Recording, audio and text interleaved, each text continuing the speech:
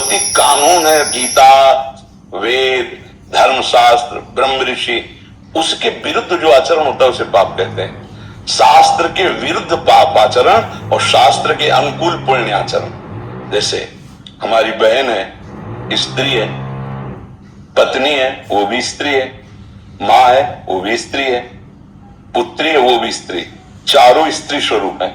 लेकिन चारों के साथ हमारा व्यवहार बिल्कुल अलग अलग होगा, नहीं होगा। अगर वो चारों के साथ व्यवहार ही ऐसा करता तो पापाचारी है।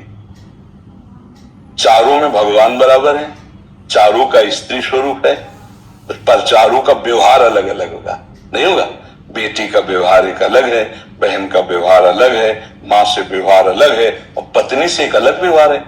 व्यवहार अलग अलग हुआ तो व्यवहार में जो शास्त्र विरुद्ध आचरण किए जाए, अरे बोले कितना पापी आदमी अपनी बिटिया की तरफ भी गंदी दृष्टि से देखता है, कहा जाता है ना पापी। धर्म विरुद्ध आचरण करना उसे पाप कहते हैं, और उसको दंड मिलता है भागवतिक। उसकी बुद्धि, उसका मन उसको जलाता है, और फिर उसको नरक आदि की यंत्रणा प्राप्त होती है, और इस लोक में बड़े भयानक भयानक उसको दंड मिलते हैं। एक्सीडेंट हो गया, चकनाचूर हो गई टांग, या गाड़ी में बैठकर जल गए, शीशा नहीं खुला, ये सब दंडे तो मिल रहे हैं, पाप कर्म के दंड है। जन्म हुआ ऐसे वैसे, या भयानक कैंसर, भयानक रोग, ये पाप ही तो है ना, पाप कर्म का फल भोगना पड़ता है। समझ पा रहे हैं आप? धर्म विरुद्ध आचरण को पाप कहते हैं।